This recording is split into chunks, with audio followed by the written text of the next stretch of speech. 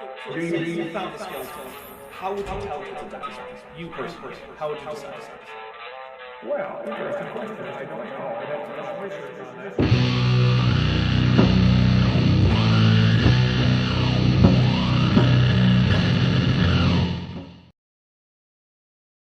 All right, hello everybody. Welcome to Erik with Erika 14, Hoard of the Hovind Queen.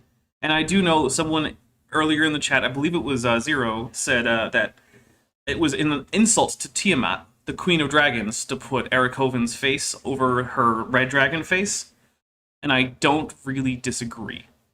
But either way, Yeah, you could have at least put it on one of like the less dominant heads.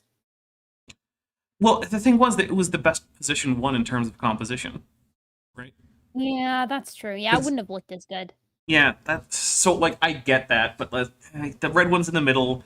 It puts him at about the two, the one third from the left or right, one third from the top kind of position, and it let me have enough space to put in my little him rolling a one for his nature check.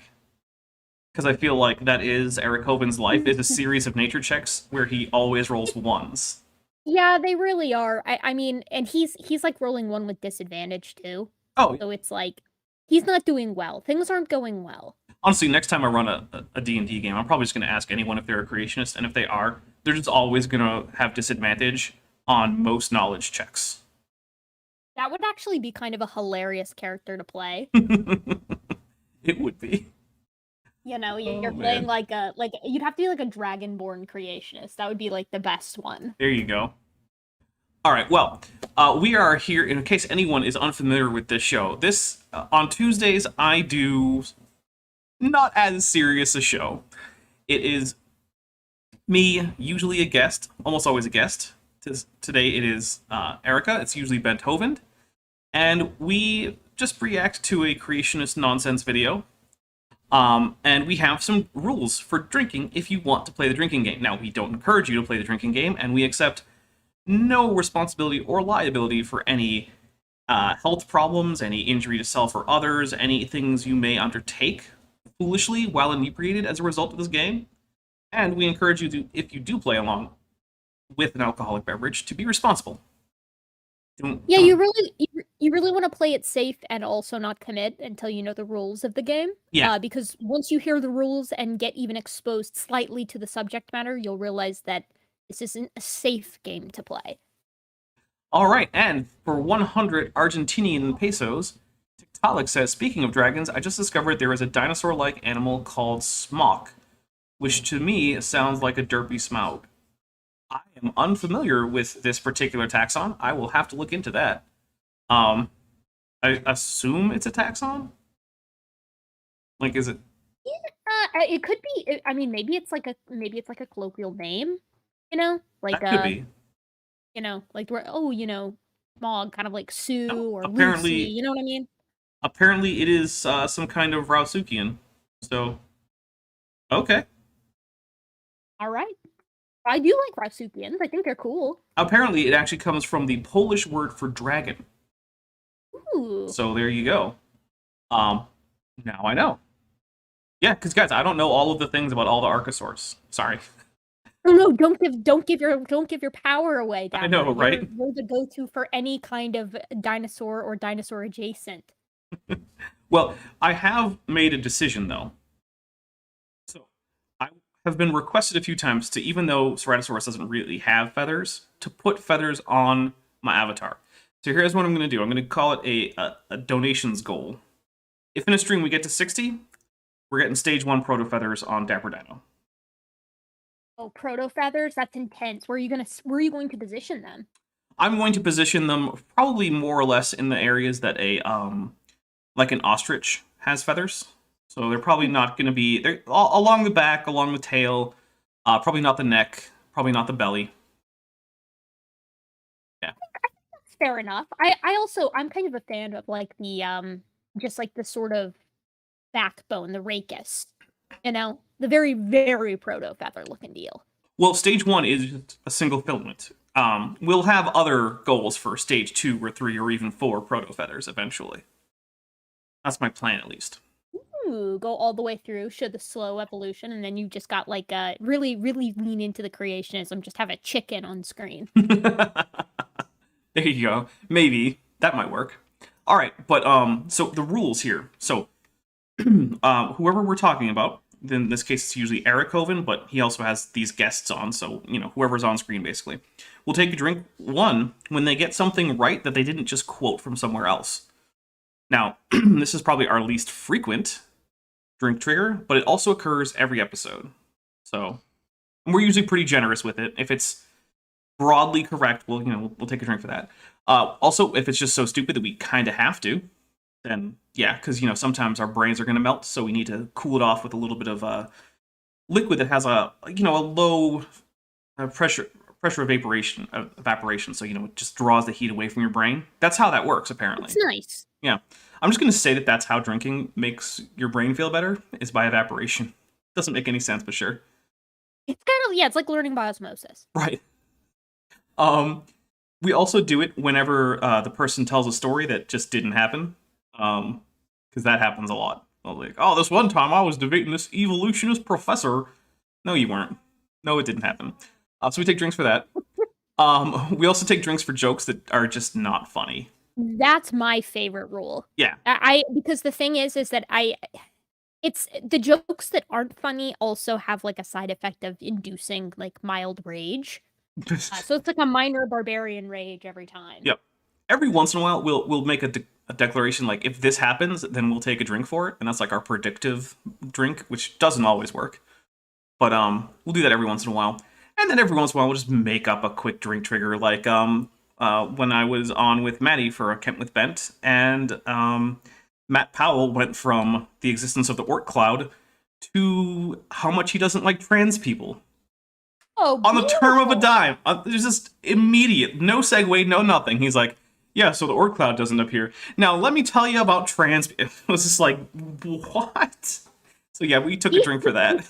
So, anyway, we're going to hit play on this. This is, did dinosaurs live with humans? And we just got done talking about, on the previous episode, why it is that if you are going to accept the laboratory results that tell you on average how fast various biomolecules decay, you also then can't go and say, but the laboratory experiments that help show how they can be preserved, those don't count. Like, that's a contradiction. You can't do both of those. So, we also drink whenever Godzilla or Mothra come by, or Ghidorah, because we now have a Ghidorah emoji. So whenever they come by, either in audible form or in a super chat, then take a drink for that too. Oh, and there's a 50 and dangerous. There's a 50 Argentinian peso super chat from TikTok. I'm still hungover from yesterday, but Erik with Erika is too special an occasion to not open another vodka bottle. Well, be careful, my man. Don't. Just little sips, little sips. Yeah, little sips. All right, here we go. And how long does it take to fall apart all by itself? Still talking about bacteria, collagen. Pretending the bacteria are not there. How long could it possibly last, bottom line? And they came up with, now this is secular, evolutionary scientists doing good experimental lab bench research, and they said the maximum age for this stuff at 7 to 10. I gotta say, I always like her necklaces. It's completely apropos of nothing, but just like I like Kent Hovind's ties, or some of them at least. I like this woman's necklaces. Erik's props. Yeah, Erik's always got good props. Well, except when he has bad dinosaur toys, but at least they're usually impressive. Well, they look expensive. I mean, they look like the nice, like, what is it, the usual in, like, Schwartz, something like that. It's like, those really nice, expensive model toys that you find at, like, Michael's or Barnes & Noble. Mm-hmm. He's always got, like, those expensive toys. I can respect that. Plus, he had the treasure chest that one time. I liked that. Oh, before we go, we have to all say happy birthday to Bent Hovind. Today is his birthday. In fact, in about an hour and 58 minutes, it will be the minute he was born. So, aww. Yeah, so there you go. So put happy birthdays in the chat for Bent Hovind. I don't think he's currently watching, but he did already get some birthday cake, and there's some pie for later. So there we go. Happy birthday, Bent. I overpaid, damn. Yeah. Yes. is less than 1 million years. It can't last any longer than 1 million years. Right, but then we have other experiments that you're just going to dismiss out of hand that say that it can. And why do you dismiss it? Because it doesn't agree with your preconceived notions.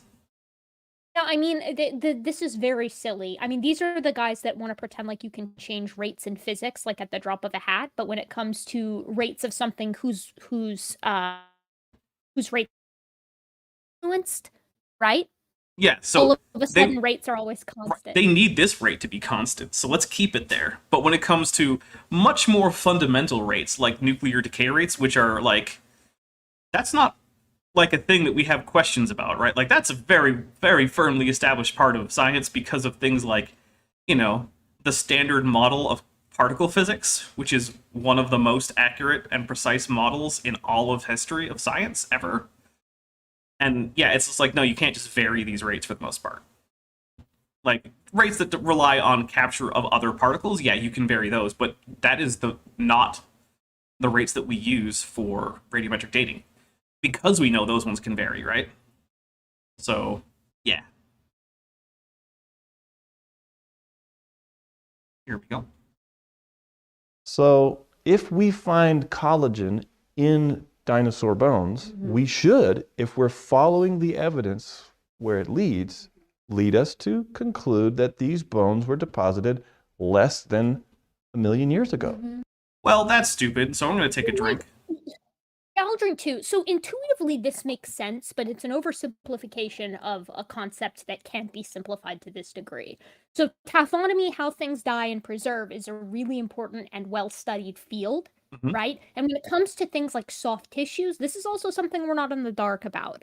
The book I always recommend, I think I recommended it last time actually, was Dinosaur Blood in the Age of the Earth by Fuzz Rana. He's actually an old Earth creationist biochemist, and he goes through each and every type of biomolecule that's been preserved, as well as the mechanisms by which they can be preserved, and how we've seen this experimentally and also reflected in the field. A better question would be why we don't find universally soft tissue in every dinosaur bone at similar ubiquitous stages of degradation.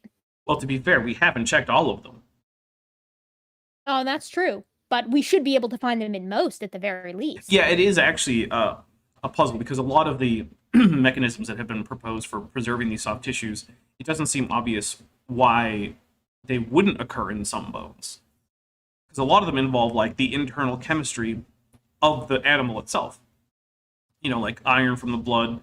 I mean, iron in soil helps too, and various other mechanisms. But yeah, at this point, I think research might start to go into why don't we find this more? And in case any creationists stop by, I will take the Mark Armitage findings about soft tissue seriously when Mark Armitage actually demonstrates that the horn he found is Triceratops, and where he found it. Till then, don't care. God forbid he let anybody else get their hands on it. You know, these folks that are overturning the paradigm, they never want to have any kind of peer review, and that's because their work can't stand on its own. Yeah. Well, it was peer-reviewed by a microscopy journal, which found that you did, in fact, correctly use a microscope, Mark. Good job. Well, and I'm sure that was their first choice. It probably was, because he probably knew that there was no way he was going to get published in a paleontology journal. Oh, please. With the ego on some of these guys, I guarantee you. That might be, yeah.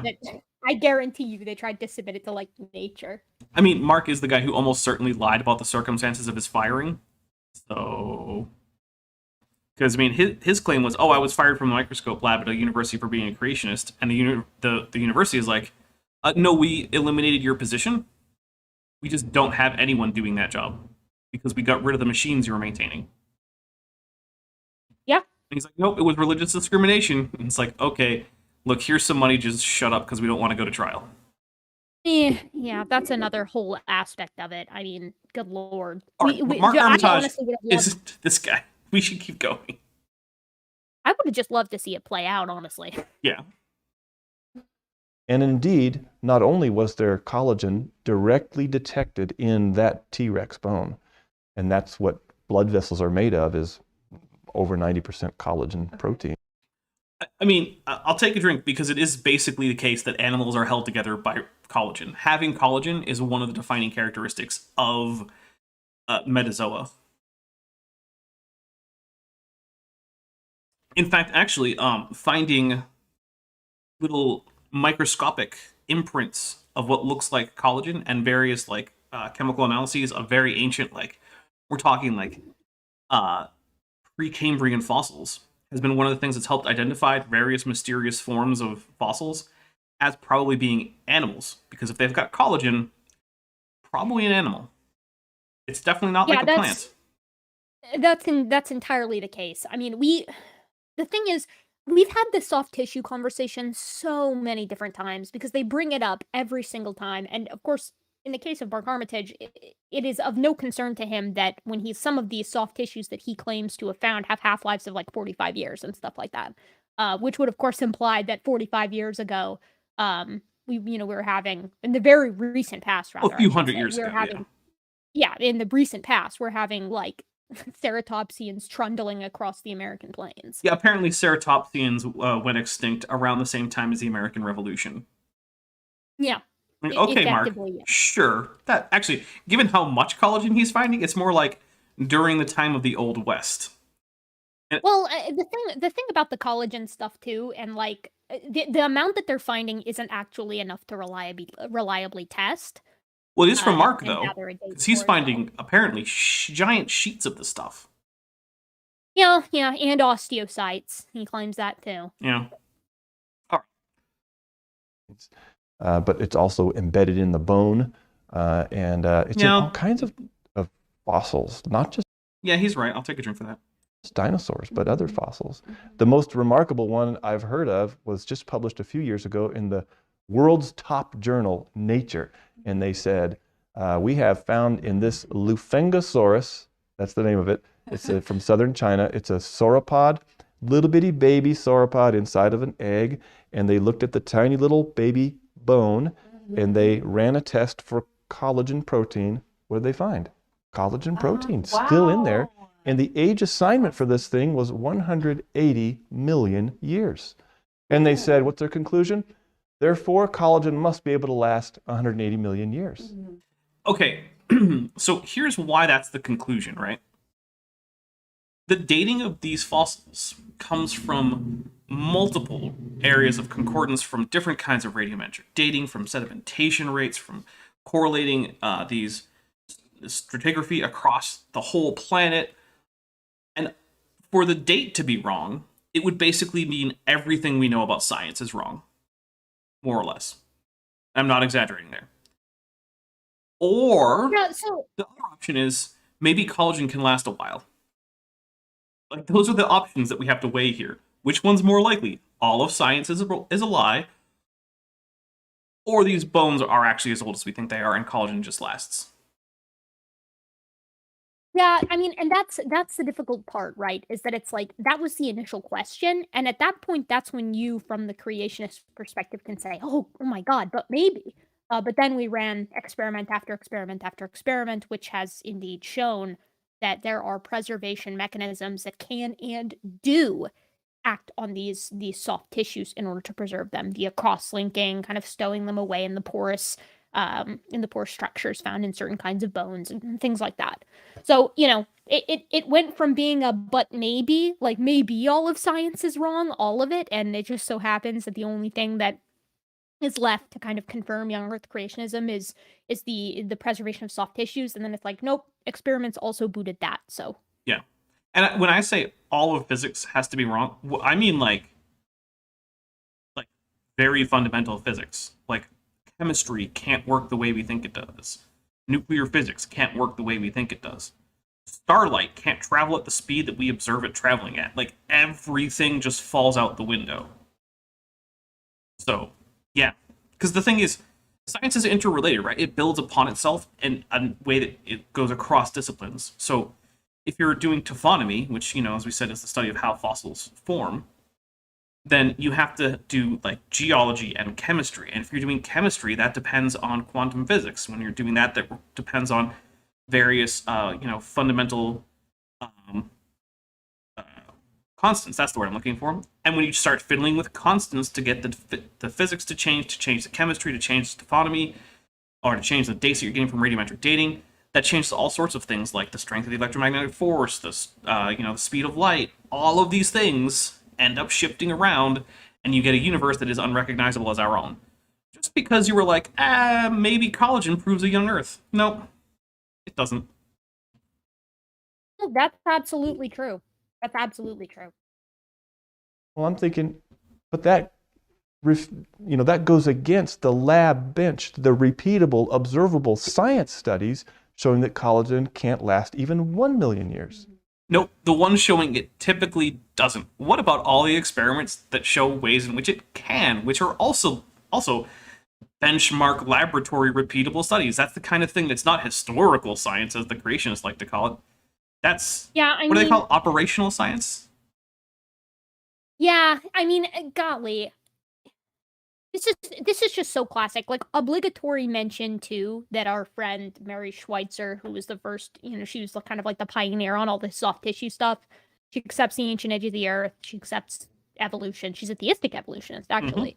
Christian. So, yeah, the obligatory mention for that as well. Like, the creationists who are utilizing this whole idea of soft tissue equals young earth, none of them are, like, actually within that field of paleontology. No. And I'm taking a drink for just continuing to ignore the fact that there are contradictory laboratory experiments, to his point. And he's just picking and choosing which laboratory experiments he likes, which is just... Yeah, classic. Yeah. That's what do we call that, Dapper? Cherry picking? Yeah, I think we do call it cherry picking. Which, as someone who grew up with a cherry tree, I feel like we should come up with a different name, because I like cherry picking. Like, literally, in real life. It's a lot of fun. I'm actually more into blueberries, to be honest. Well, here's the thing, though. It's hard to beat a cherry pie where less than 3 hours ago, those cherries were on a tree. Yeah, cherry pies are pretty good. But see, I'm not really a pastry person. I don't know if I've ever expressed that on this channel. It's my unpopular stance. I'm not really into pastries. I'm not really into cake. There are very few cakes I like. I'm not into cake either, but it extends to, like, pies and cookies and stuff. Like, I'll eat them for sure, but I'm never gonna, like, indulge in that when I could have something else. See, I like pies, but pies are pretty much the only pastry that I really ever bother to get. But the thing is, I don't buy cherry pies because none of the cherry pies I've ever bought were as fresh as those. So basically, growing up with a cherry tree ruined cherry pies for me. Quite true. Yeah. So maybe I'll just have to plant a cherry tree somewhere. All right, here we go. So here we have a scientific piece of evidence that demonstrates that the age assignments are wrong. Just drink. Okay, now we're taking dinosaurs from what I was taught and believed from a young age, millions of years ago, and then man lives millions of years later. So there's this massive time gap separating the age of reptiles from the age of man, and this millions of years time gap. Imagine still calling it the age of reptiles. My goodness. Yeah, geez. That's some 1930s shit right there. Oh, man. I mean, to be fair, I was still reading it in, like, popular level books written in, like, the 80s that I had access to in, like, the 90s, but still. I mean, I remember when the term mammal-like reptile was still in current use in literature. Yeah, that's true. But I'll just take a drink for, like, going with the decades out-of-date scientific terminology. Yeah, I mean, you don't really expect anything different, honestly. I mean, these these are the same guys that come around and they're talking about Piltdown Man and Nebraska Man as if this is still breaking news, Yeah. I mean, it's sort of like, let's say you wanted to, you're going to be the guy who overturns how cars are put together and designed and made. And you use terms like the up-down thing when you mean a cylinder in an engine. That's the kind of thing we're talking about. Is it technically an argument that you're wrong to say that you don't use the terminology right? No. Yeah, but this is some, Kari McCarface shit. It really betrays a lack of a very basic formal or even casual education in this subject, right? Yep. I mean, getting terminology right is an awesome litmus test for finding out if someone kind of knows what they're talking about, unfortunately. Well, the thing is, humans need heuristics because we don't have enough time to actually investigate every single thing, right? So one of the heuristics that you can use to see if someone is likely to have anything worth putting your effort into investigating is whether or not they actually speak like they know what they're talking about, the way that people who do know what they're talking about speak. And when they don't, is it formally logically valid?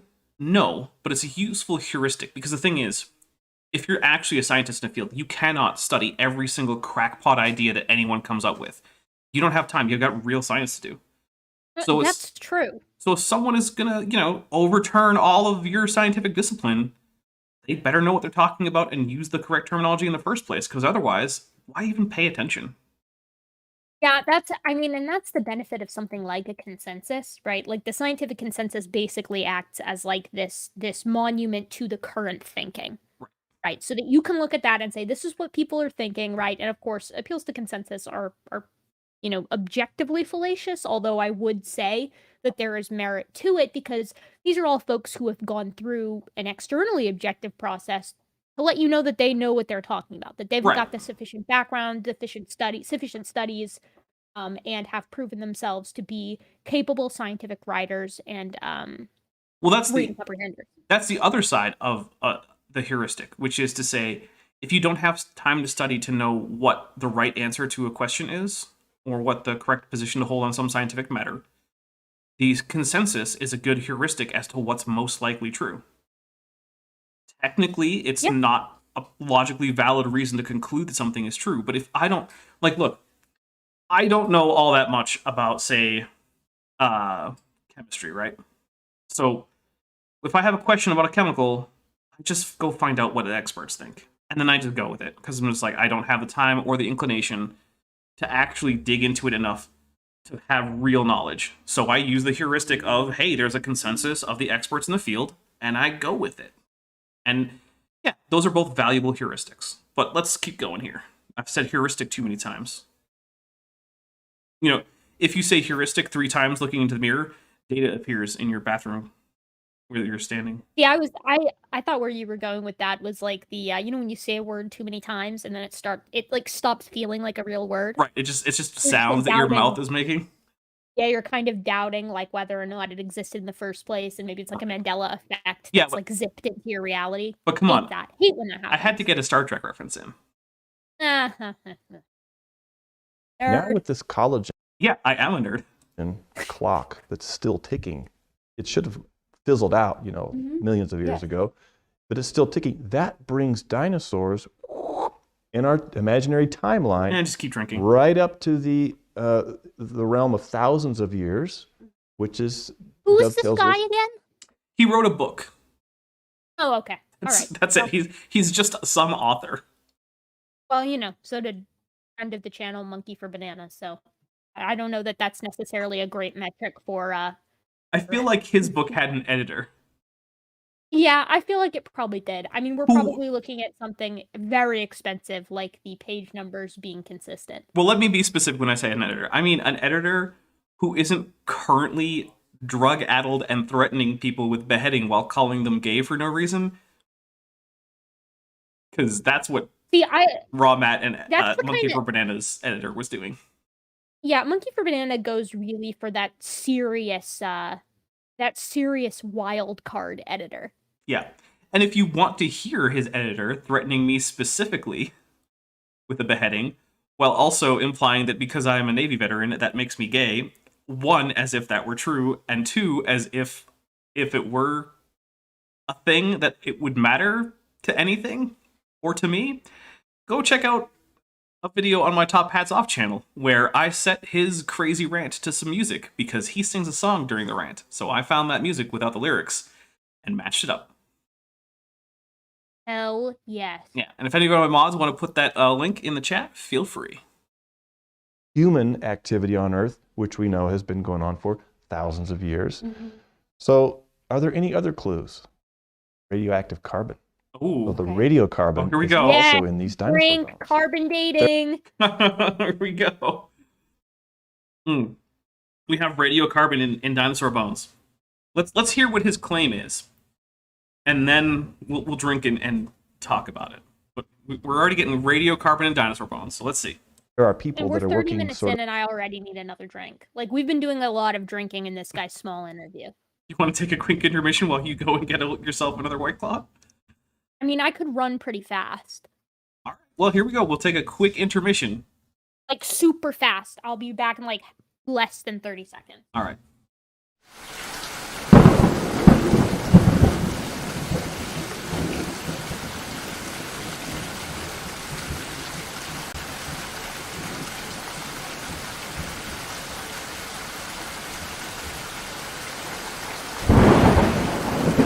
Okay, are we still going? Can they still hear me?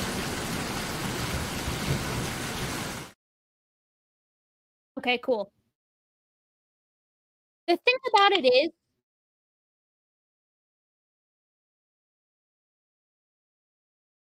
yeah, why aren't they? I wonder.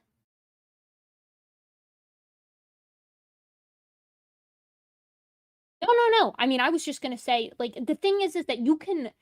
The reason this drinking game is so dangerous is because the rules are based around a solid understanding of what the classic points are, and they hit them without fail every time.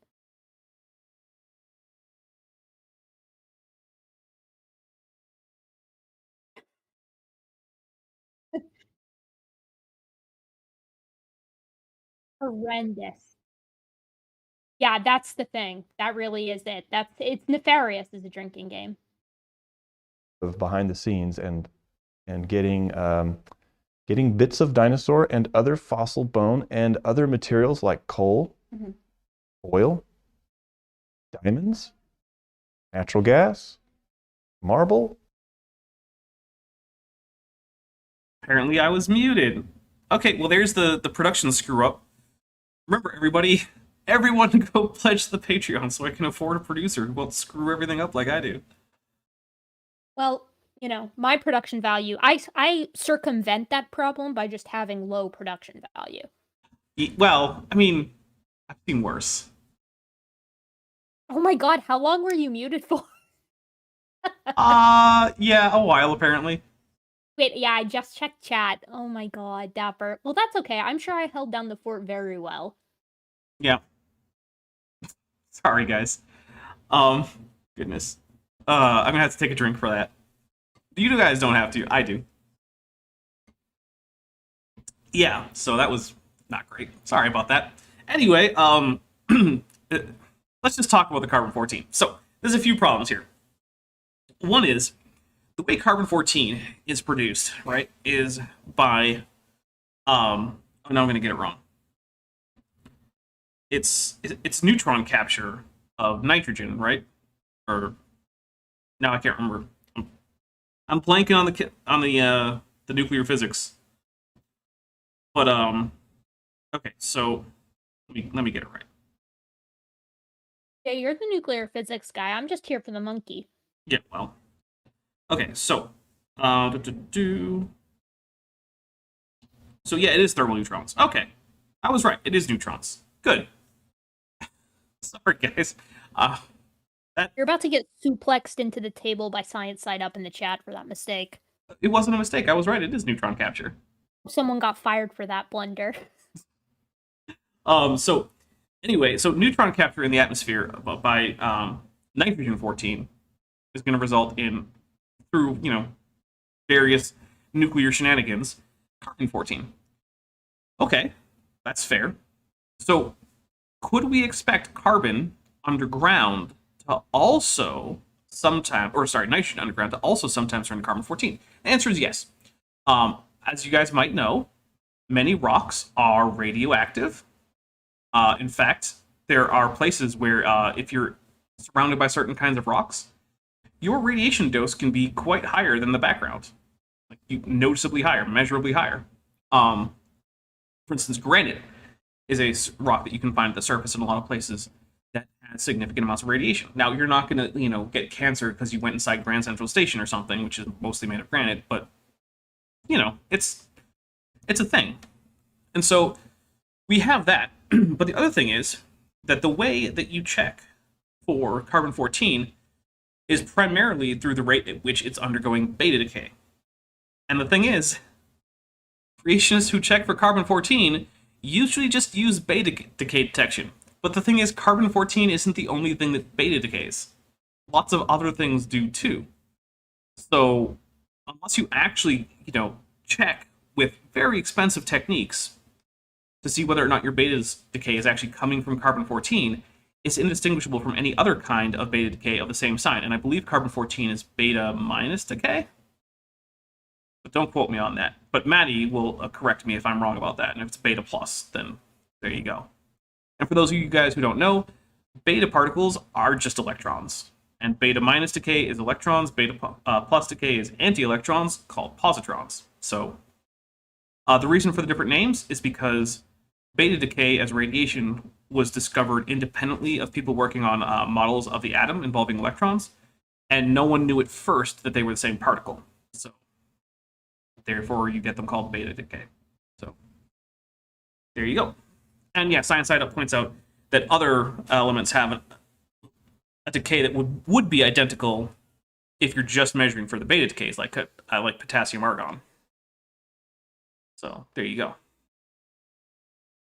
All kinds of fossils. I was right again about the beta minus. I actually remember this stuff, guys. Yay!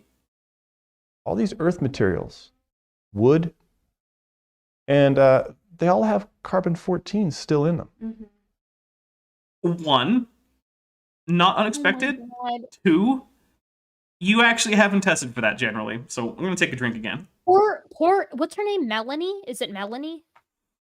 That's a good question. I don't know. I feel like it's Melanie. Maybe someone in chat remembers. Let's go with Melanie for now. Yeah, she really looks incredulous in this frame that you've got her up right. I love her facial expressions in these. Yeah, she doesn't look like she's there by choice, but yeah, I mean, to echo what Dapper said, that is such an overreach, saying that we find carbon-14 in all of the elements, okay? All right. In all of our rocks, and everything we radiometrically date, we find carbon-14. Cool, okay. Well, show me where. By the way, Erika, in terms of her not being here by choice, if you remember correctly, we had decided that her necklaces were actually carefully disguised explosive collars. That's the manner by which she is coerced to appear on these shows. Oh my gosh. See, I haven't seen The Suicide Squad yet, so no spoilers. Just Suicide Squad. I only saw the original one, and that's what's got me so, hesitant for The Suicide Squad. I've heard some people say it's better, but I've also heard some people say that it's worse or that it's just terrible. I don't know. Whatever. Oh, God. Okay, well, How can that be? First on my list is I'm trying to go see The Green Knight. That one looks like a good one. It looks like a little bit over my head, so should be a good time. It does look interesting, and it's got one of those splits where the critics seem to like it and the audiences seem to be like meh. So see, I find that I kind of like those movies even when I don't understand them. It's like an 80, it's like a 4 in 5 chance that I'm gonna like it, and then 1 in 5 that I'm gonna be like, yeah, this is super pretentious. Which it might be super pretentious. There's a lot of movies that have that split where the critics like them and I don't, where I'm like, no, I'm gonna like this movie. But I can usually tell when it's gonna be one of those movies that I'm not gonna like, because it's gonna be like some bland movie by some big studio that's obviously just a cash grab, but these critics want to get in good with Disney or whoever. So I can tell with those. I'm much less likely to trust the scores on a big box office event from Disney or something than I am from oh, hey, look, it's a little production company that got picked up by one of the studios that's not in the top 3 and the critics really like it, but the audiences are just that's the one I'm probably gonna like. But if it's everyone, you have to like the newest Marvel movie, and the audience is just it's fine, whatever. And the critics are like, oh, it's amazing. Then yeah, no, it's probably going to be just eh. Yeah, I usually find that to be the case as well, unfortunately. Hey, movie critics gotta, they gotta get those invites to premieres. But this is completely off topic, and we're just delaying. No, I would chill if I could get free movie tickets, for the record. Oh, yeah. They're millions of years old, like we're told. Mm-hmm. Because carbon-14 would all go away after a maximum time length of about 100,000 years. So after only 100,000... Well, let's drink for that stupid statement. Erika, do you happen to know how long you would take for you to be able to guarantee that after an initial sample of carbon-14, you would have exactly 0 carbon-14 left, assuming no production of carbon-14? Oh God, off the top of my head, probably not. You inform me. There is no way to know that. There is no maximum age to which a sample of carbon-14 can exist while still having not completely decayed. Because here's the thing, right? So you can think of a half-life. There's 2 ways you can think about it. The way that we usually think about it, and the way that's most useful to think about it, is the time after which you will have only half of the sample remaining. So let's say you start with 100 carbon-14 atoms. And this is an unrealistically small example, but it's easy numbers, right? And so then you wait 1 half-life. Now you're going to have about 50 of them, right? But you can also think of it as how long it's going to take for any one carbon-14 atom, or whatever the thing is that has its half-life, to have a 50% chance of decaying. But here's the thing. If it has a 50% chance of decaying after 1 half-life, and this is for you, Raw Matt, okay? After 2 half-lives, it doesn't have a 100% chance of having decayed. It has a 75% chance, right? Because it's got a 50% chance for the first half-life. Then it doesn't decay, so now it has another 50% chance for the next half-life. So that's 1 in 4. After 3, it goes to 1 in 8. Then 1 in 16, and it keeps going up, right? Every half-life that you go, any given atom will have a certain chance to survive. But there is no number at which this stops. So any number of half-lives, any given atom of this particular type has a definable chance to still be around. And you can do that out to infinity, right? There's no finite number of time that you can pick, at which point you can say that any atom of carbon-14 has a 100% chance of having decayed. So it is completely dumb to say that there's a time after which all of the carbon-14 is gone. That is just not how the math works. Now, it might actually in addition happen. to that, Oh, go ahead, sorry. No. I was gonna like pop in there and express that there are also ways, like just a ton of ways that carbon can be reintroduced into a sample. Oh yeah. Yeah. I mean, to me, that's a huge one. Whether it's like from background radiation or water percolating down onto the sample and introducing carbon that way, bacterial invasion, permineralization. We could go through, example after example of this having occurred, and that's all fine and dandy. If these guys are correct, we should be finding standardizable radiocarbon in every sample. And it should meet and match to a Did you a just bonk your degradation microphone? curve. Yeah, I just bumped it. Sorry. I hope no one noticed. It matches. It should match a degradation curve that should be plottable with the creationist timeline in mind. Yeah. Right. But we don't find anything like that. No. And curiously, the curve matches what we see for conventional science. Wow, how strange. Odd that. All right, let's hit play and see what else he has to say about carbon-14. Years, carbon-14 should be gone. But we keep finding it. 2 clocks still ticking, and they're both still ticking away. So okay, right now, this guy's coming out in favor of carbon-14, right? So I wonder what he thinks about carbon-14 dates that are come back as being older than he thinks the universe is. And also, the kinds of assumptions that we use to say that carbon-14 works are the same kinds that we use on all other radiometric dating, which is basically just that physics continues to operate as per normal. It's the law of radioactive decay. Yeah. It's this whole concept that, you're going to get bits of the parent material that spontaneously decays into the daughter material. And using that ratio and known rates of decay, you can backtrack that to get your date, right? The age of whatever this particular sample. Bits is not the correct scientific term to use, FYI. By the way, guys, I'm seeing at least 20 people having not hit like, so...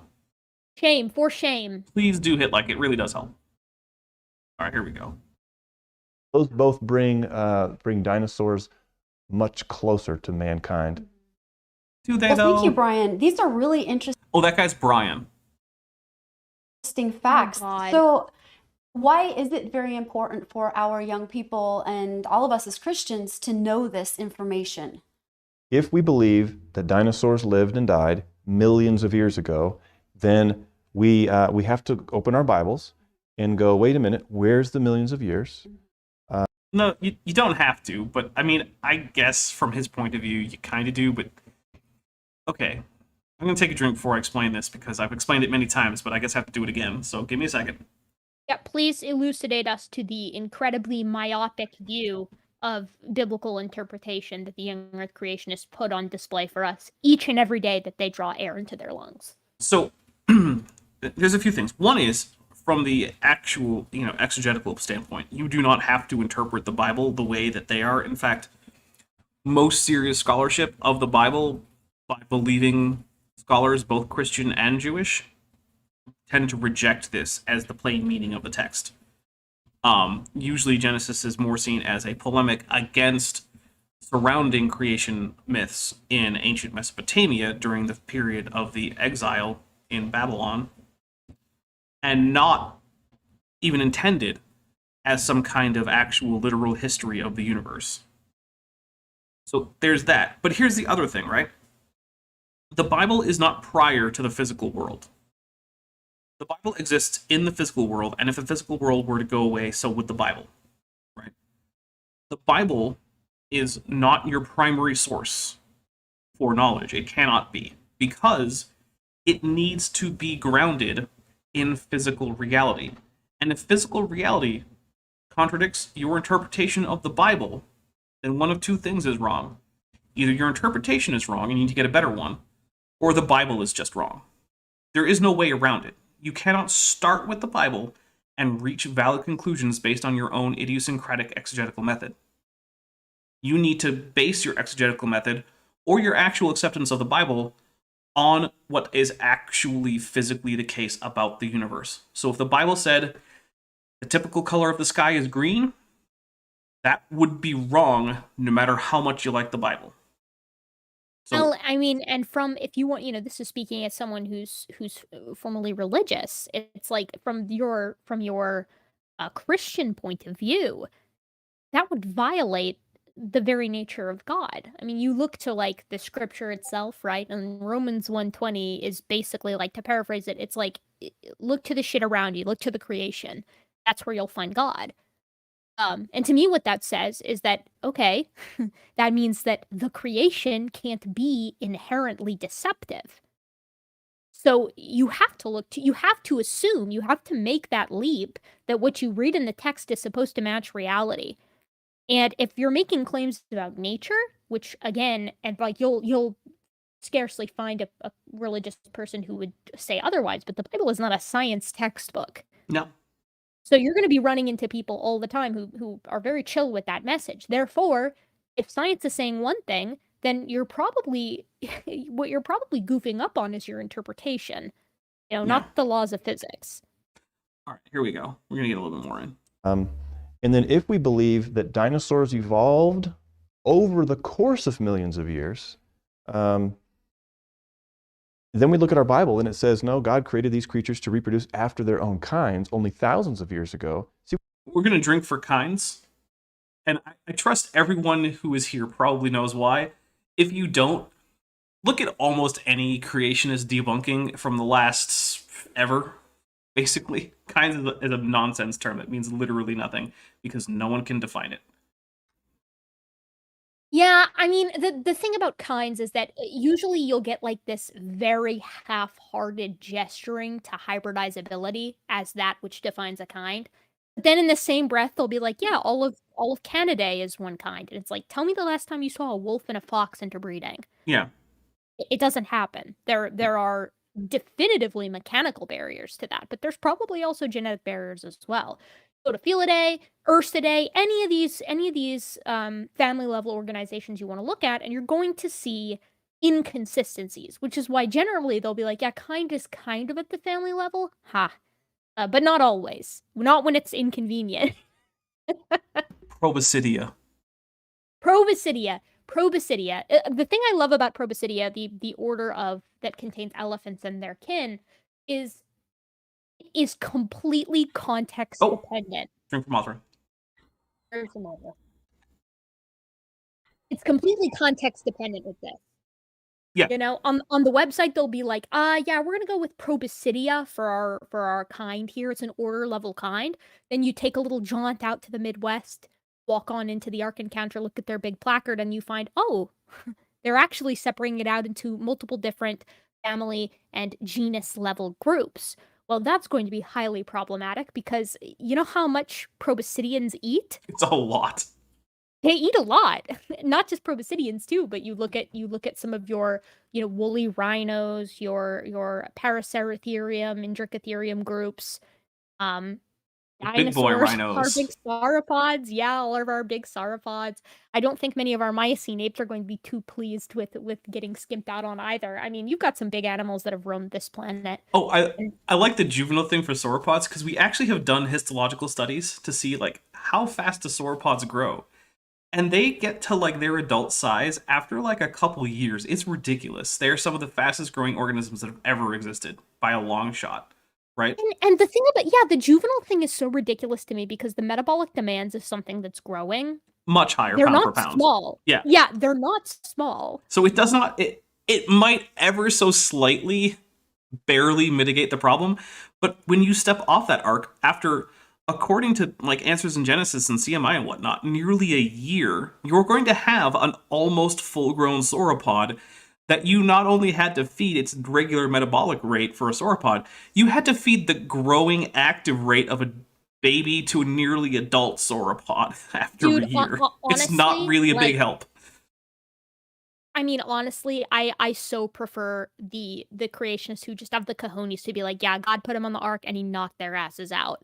I mean, Like, we hey, take the they miracle. were just all adults and you know, there's a ton of them and you could just stack them one on top of the other because they just were knocked out completely for the entire year. It's like they're fantasy world builders who never let the answer be a wizard did it unless their book says that it was in fact the wizard who did it.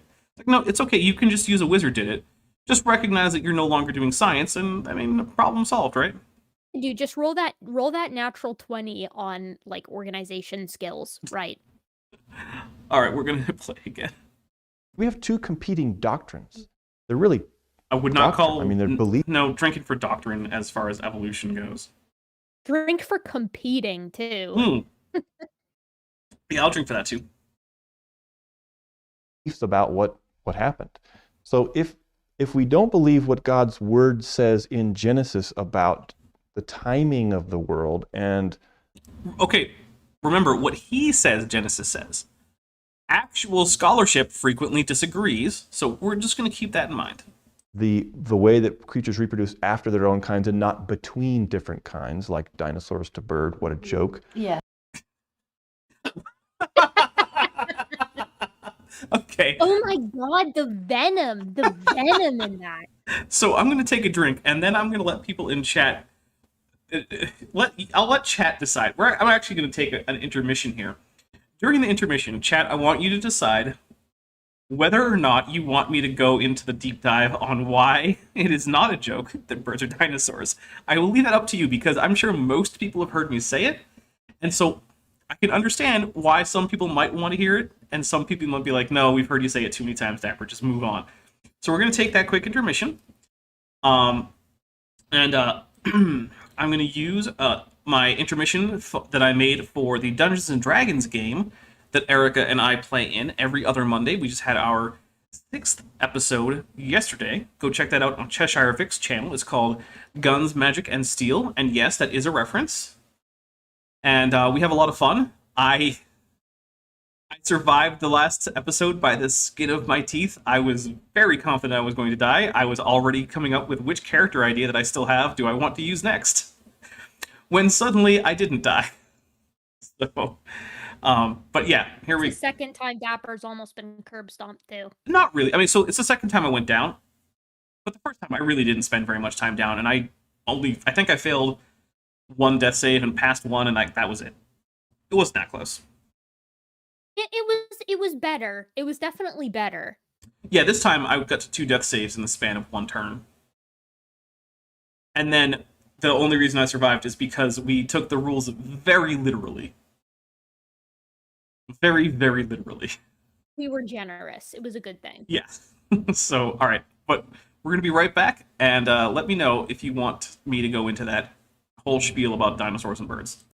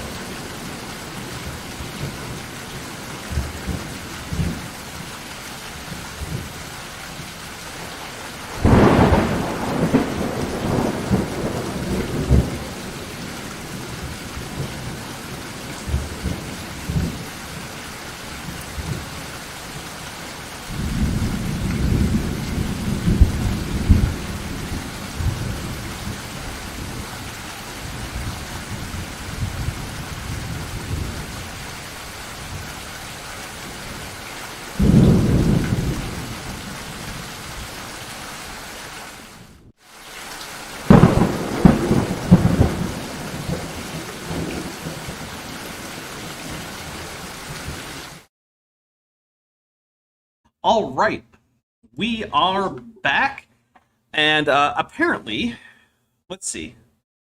Let's take a look. Honestly,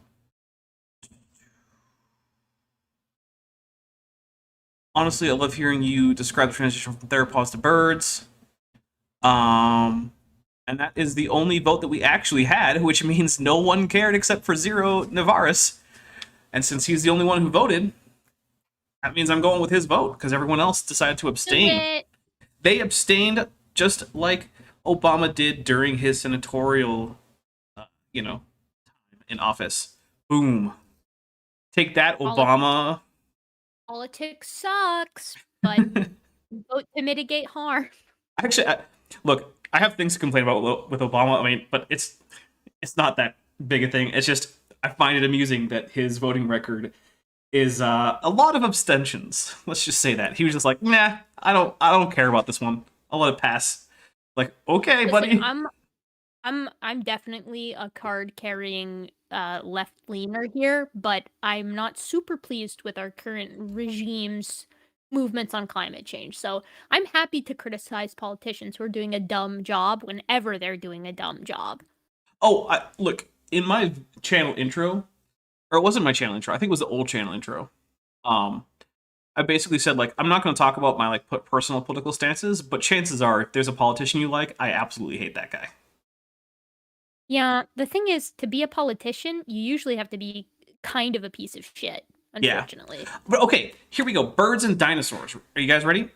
Okay, so it takes certain anatomical traits to be a dinosaur, right? So some of the important ones are an open acetabulum, which is the sort of hip side of the hip to femur joint. And open means that rather than being a little solid cup of bone like you could get in almost everything, humans included, it's actually that the medial end of there is actually no bone at all. So if you're holding just the pelvis, you can see right through. Okay, birds have that. What are some other ones? Well, you get an asymmetric fourth trochanter of the femur. What's that, you say? Well, the fourth trochanter of the femur is a trochanter or projection on archosaur femurs that connects the top end of the femur, facing backwards, to a muscle that has its other end of the attachment at the proximal portion of the tail. And proximal means, close to the body. So it's the part like right after the tail extends out of the sacrum. All birds have that. What else do you have? More than 5 sacral vertebrae. Well, most birds have like 14 or 15 sacral vertebrae. So, oh yeah, they've definitely got that. What else do you have? A tight, solid connection between the various processes, and in fact, even sometimes the centra of the sacral vertebrae. And by the way, sacral vertebrae are the vertebrae inside your hip, right? That's your sacrum. So sacral are the ones there. Anyway, so a nice solid connection between those vertebrae and the actual bones of the sacrum, forming what's often called a syn-sacrum, which means together. It's syn for together and sacrum for the hip. Well, birds definitely do that. Let's see. What else do we have? Well, they have to be archosaurs, so they need things like an anteorbital fenestra, mandibular fenestra, superior and inferior temporal fenestrae. Well, birds got all that. Decodont teeth is also a thing for archosaurs, and while modern extant birds don't have them, a lot of extinct birds had teeth, and they had decodont teeth. Let's see. Oh, also, interestingly, only birds and non-bird dinosaurs have ever had feathers, making another little connection there.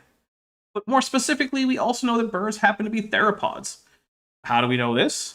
Well, we've got a few things like, the semilunate carpal in the hand, or the wrist, which is what allows birds to fold their wing, but is also present in derived theropods. Things like that. But we've also got other things like, the particular very theropody interface between the phalanges and the foot. We've got the fact that both advanced theropods as well as birds happen to have the same 3 fingers in their hands, digits 1, 2, and 3, after a frame shift mutation, making digit 2 the primary digit, as opposed to digit 3. Yeah, we even have the genetic evidence.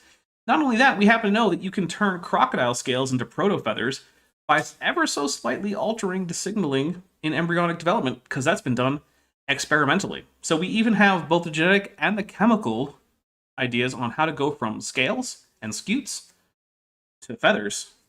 Yeah, it's not a joke. And look, I didn't go through every last thing, but I think I went through enough to be pretty conclusive that, yeah, birds are dinosaurs. Now, you don't necessarily have to accept that they evolved from other dinosaurs to believe that. Just like creationists think that whales are mammals, but they don't think that they share a common ancestor with a cow, even though they absolutely do. But they still know they're mammals. But creationists, for some crazy reason, have decided to hang their hat on denying just obvious taxonomy. I mean, it's just as stupid as saying humans aren't primates. Which I guess they do. I mean, I think it's even more intense than that. I mean, I think that with the bird dinosaur deal, we're looking at like saying that humans aren't mammals. Yeah, that's probably true. Which I have actually heard creationists deny that humans are primates, but I've never really heard one deny that they're mammals. And I mean, it's just so obvious. It's like, look, humans are... They've got the right jaw joint, they've got the right kinds of teeth, they've got hair, they've got mammary glands. I mean... Yeah, over on that, the modern day debate with R.N. Raw and Dr. Jackson tonight, I believe that debate is still going on, said that humans are primates, but not apes, which was a new one. What? I was like, okay, all right. That's, okay, cool. Check, please. Oh, man.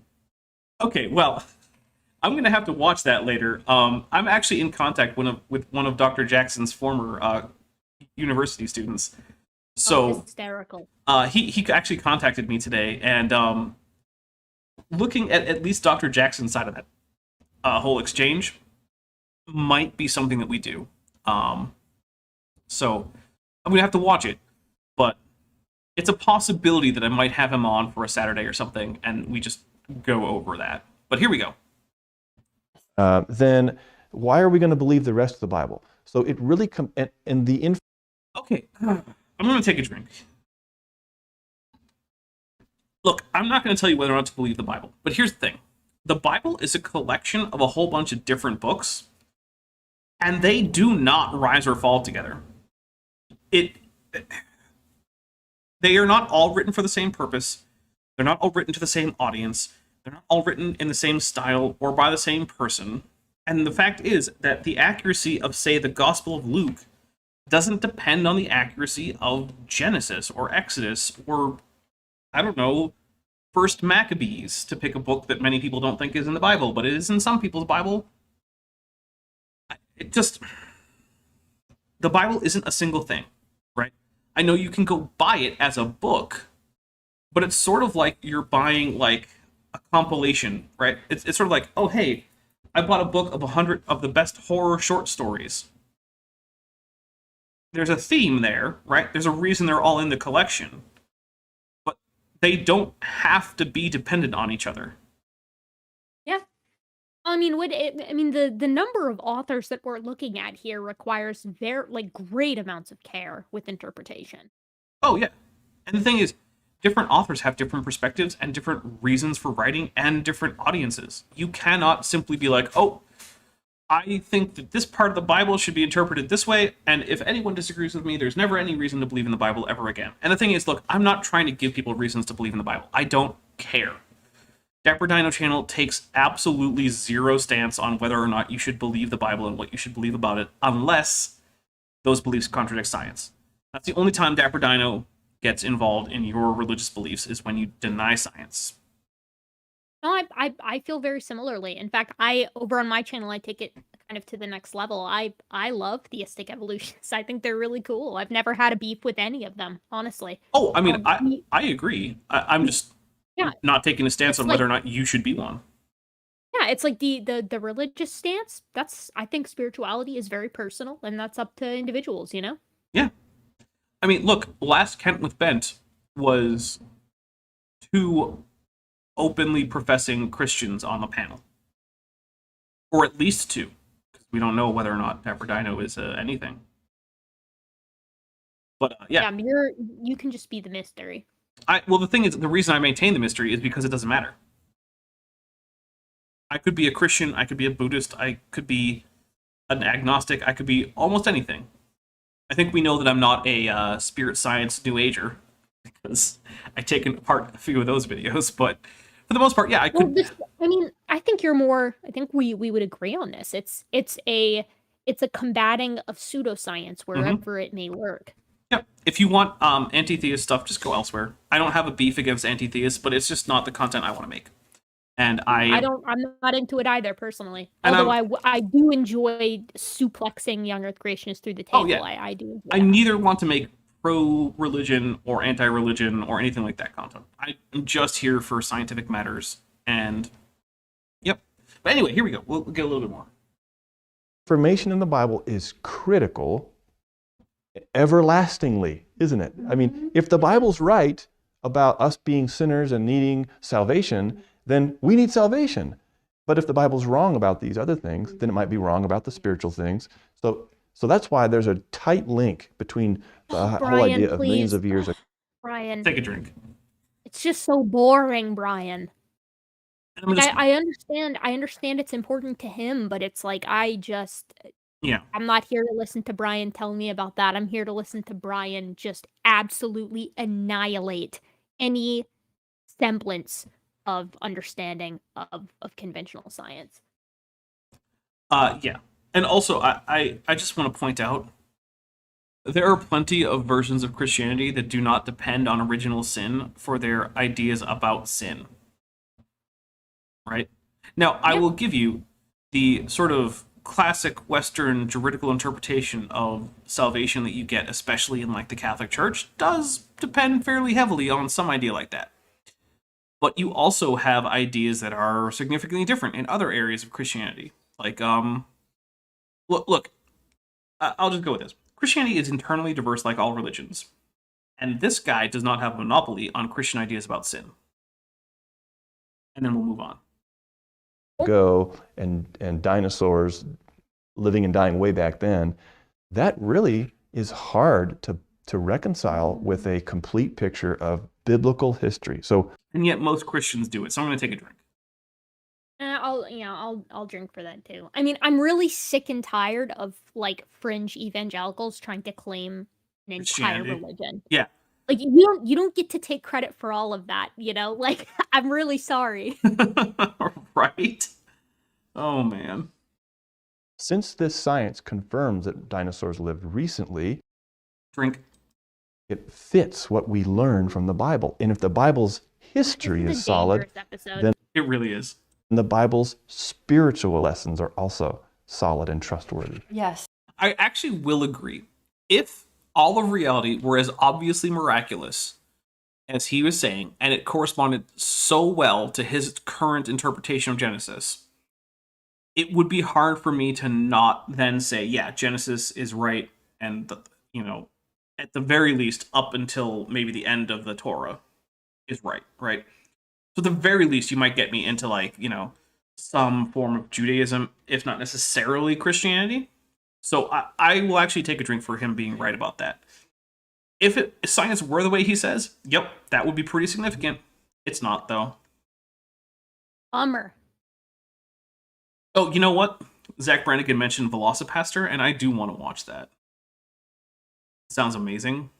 I would watch Velocipaster too. I'm also, for those, I really feel the need to share this. I've been keeping an eye on the chat over on the MDD, and someone just suggested that if James of Modern Day Debate were in the furry scene, that he would be a husky wolf, which is, I had to get in there and comment. That's just the worst thing I've ever heard in my life. Like, that's actually made me drink, even though, and I took a bigger drink than I had listening to all of what we've heard already. I'm sorry, do you have a better option for James's hypothetical persona?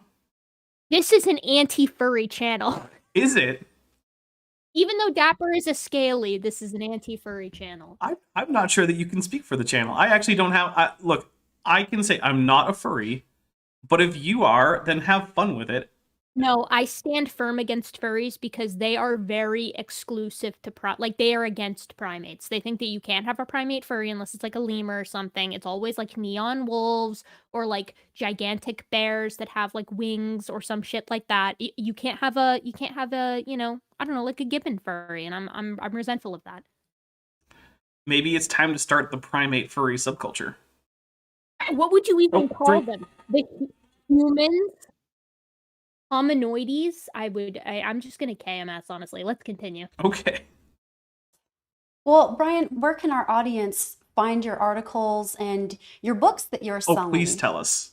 Where can they go? We have the best articles and the best books, and they're on icr.org. Of course, you can order our materials online. If you have questions about dinosaurs, that's the book that we'd recommend. It's called Guide. By the way, guys, I think she's just holding up a copy of the cover. I don't think that's the actual book. My guess is the book is more than one sheet of paper, but I don't know. I like to imagine that that's it. It's just in really small font in the back. It's like Comic Sans, like 9-point font. And that's it. That's the whole thing. His guide to dinosaurs is even shorter than the entire reference grammar and vocabulary for Tokipona. And if you get that joke, you're one of my guys. In the middle, there's like one picture, and it's like a picture of the Taprom stegosaur. It's like that's the whole thing. Goodness. Oh, that actually reminds me. This is completely off topic, but I'm going to say it anyway. So I made a joke a while back that if you say stupid stuff about language, you have to go to language jail, where you can only speak either Tokipono or Ikthuil. And the joke actually landed, and that might be my nerdiest joke that has ever actually landed. So, and if you guys don't understand that joke, well, it's going to take way too long to explain. But let me just tell you, it's a really good one if you do get it. I don't, because I'm not a giant nerd. You are a nerd. It's just about other things. True. I mean, look, Erika, I played D&D with you. No, that's true. So, I am a huge nerd. That's true. Yeah. All right, here we go. Dinosaurs. Every page, full color pictures, and something All in there 2 for pages. everyone in the family. So we targeted the family, with that, and that's 70 full color pages, and we also have tons of free. We have 40 years worth of free online resources. Okay.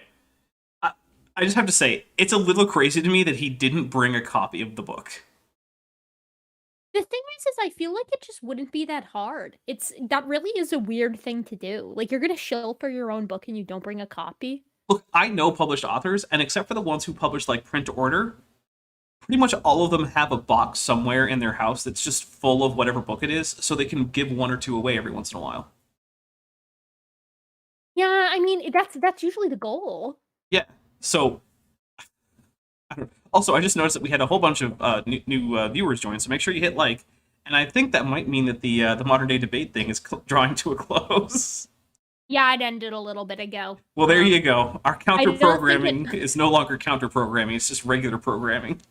Yeah, exactly. I mean, listen, you know, I caught like half of that thing. It was like it's engrossing like watching a train wreck is. That's for sure true. I'm gonna listen to it afterwards, while probably doing stuff like, I don't know, Dishonored 2 or Kerbal Space Program or something. Yeah, it's it'll be a good way to blow off some steam. Oh yeah. I'm actually engaging. I'm engaging with chat right now. We're arguing about furries, so. Okay.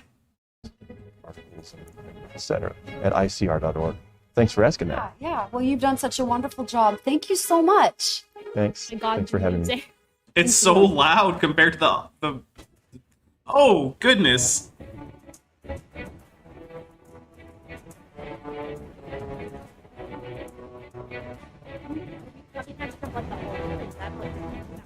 POV is. Oh my! I have no idea what is happening right now. This is like the music that's going to be for like the next, I don't know, like Marvel movie, or like they're going to do Lord of the Rings again. So this is the music. It's like so much bass and drums and. I'm more focused on like the actual graphics. It's like POV. You're a Diglett, coming up out of the ground. Hey, well, I was gonna say, what if it's a Doug trio, but that's just literally 3 Diglets. Yeah, that's the thing. Like, I think that we're blocked from a Doug trio existence unless we could like reproduce by budding. So that's actually okay. Again, off topic, but I gotta say, Diglett to Doug trio, I think is kind of a lame evolution. It's like, oh hey, you just got 2 more of them. Like, okay, thanks. I listen. I love Gen 1 as much as the next person, but anyone who shits on other generations because Gen 1 had the best design is like suffering from a head injury. Oh, it's like yeah. Magnemite or Magneton. That's 3 Magnemite. But a trio, that's 3 Diglett. But here's the thing. At least with Magneton, we know they're stuck together. With Doug Trio, they might not be. They might just literally be 3 independent Diglets that hang out together. Right. I know. Right. So I know. So Seal is literally a seal, and Dugong is just a Dugong. I love Gen 1. I think it's got some of the best designs. I stan it. I really do. Although I am maybe a Gen 2 supremacist because I think that Gold and Silver are objectively the best Pokemon games. Although Emerald is a close second. I mean, if I'm basing it just on designs, I think there's a lot to like in a lot of the generations. Although there's also a lot to be just like, oh, that's a snore fest on some of them. But I don't know. Totally agree. I can find something I like even in the most recent generations. And I've played all the gens. I'm just not. Like, it could be nostalgia goggles, but I'm a really big fan. Design wise, love Gen 3. Obviously, love Gen 1. Gen 4's got some winners, that's for sure. Okay. But I mean, listen, if we want to turn this into a Pokemon discourse channel, we can do that because I would be Niantic. You can sponsor me. It's totally cool. Oh God, yeah, Pokemon Go. That's another. Yeah, we don't even need to talk about Voltorb and Electrode. Zach Brannigan, very true. It's a color swap. It's a color swap. Oh my goodness! All right, let's keep going. Is that a PlayStation 2 whale? I'm sorry, it's just the bad CGI. Sorry.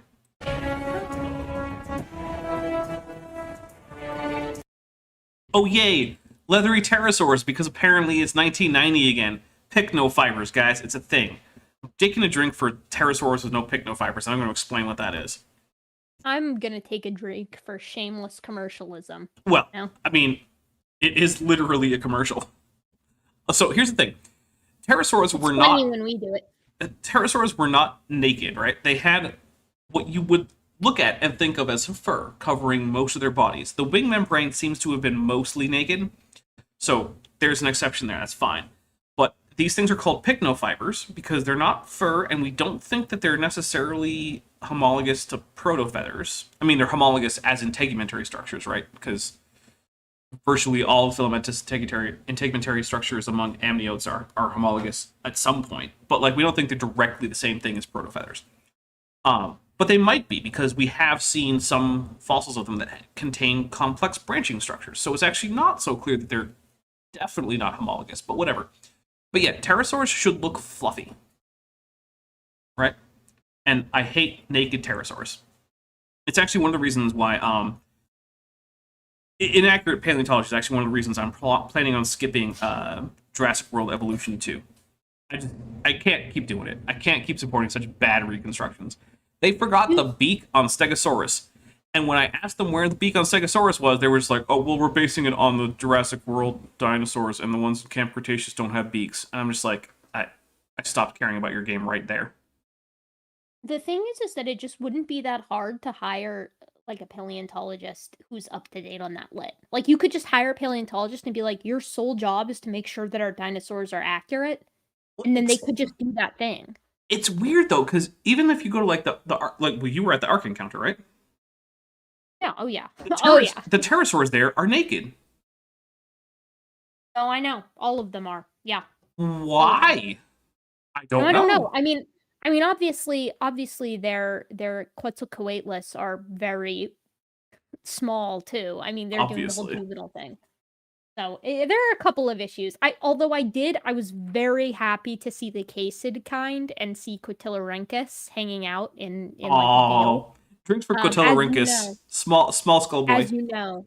Yeah, he's one of my faves. Like, I love Quitilarhynchus. I think he is just one of the ugliest animals that's ever existed. I can't stand my adoration for it. I love it. You know what Quitilarhynchus reminds me of? The Goombas from the Mario Brothers movie. Oh, so cute. If you guys haven't seen the Mario Brothers movie and you like bad movies, it's choice. Just perfect. Perfect bad movie. I just can't believe we got such goofballs in real life. Like, Quitilarhynchus just is a real guy. Like, we just had them walking around. I can't believe it. It's incredible. It's like, okay, we got to keep going with this. Yeah, we're at like PlayStation 2 level of graphics. Good to know.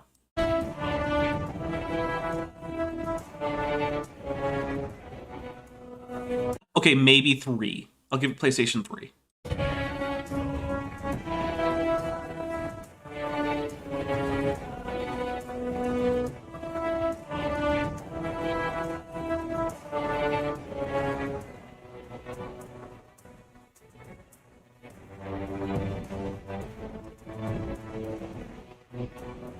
There went the whole budget. Yeah, my first thought was like, oh hey, someone discovered the IvyGen plugin in Blender. Good job, guys. Yeah, that's the entire budget right there. Like, someone's nephew just got seriously overpaid for that trailer. Hey, genesismovie.com guys, if you want, I'll do some CGI for you. It'll be better than this. So let me know. You've been offering. They've been not replying. I know. Yeah, He thinks they're against the entire idea of having like decent quality graphics. Weird, right? Although the nebula is pretty good, but that's probably just NASA. And it actually looks like what they just did was like they did a quick like color to alpha using white. But still, it looks pretty good because it's an actual, NASA photo. Yeah, dude, the thing about this whole thing is that, like, this is a multi-million-dollar corporation. Like, I refuse to believe that they couldn't hire entire teams to, get the little kinks out. Well, I don't know. I don't know their current budget. But yeah, it could be better. Oh, we get the giant bass drop there. My goodness. Could you get any more like 2010 movie trailer than that? You think they got Hans Zimmer? I don't know. All right, this is another ad. I like that in this the ads are once again louder, just like in everything else. Zach Brannigan for €5 says, "Here is Genesis Movie's entire budget." That's true. It's not even enough to get the poor nephew who was paid very far. Yeah. Also, Zach Brannigan, I do appreciate you being former President Trump's tweet writer. It's very nice. Oh. How was your job? Sad. Well, you know Zach Brannigan from Futurama? Yeah, Zap. Love Yeah, Zap. well, Zap, yeah, Zach. But all of I have a all very of Trump's sexy learning disorder. what do I What do call I it? call it, Cliff? Sexlexia. But like all of Trump's tweets make way more sense if you read them in Zap Brannigan's voice. Yeah, we elected Zap. I mean, the thing is Zap would have been a much funnier president. Apparently, Much funnier, a lot less existential dread. apparently the audio is only coming in some of the time from the vid, so I will see what I can do about that. And I think I know why it might be. I'll have to remember to try to keep doing that for these. All right, here we go. Today is excited about our ever-growing collection of digital downloads. We have everything from books to DVDs to even PowerPoint presentations, all to equip you to learn and share the truth of our Creator. Why wait?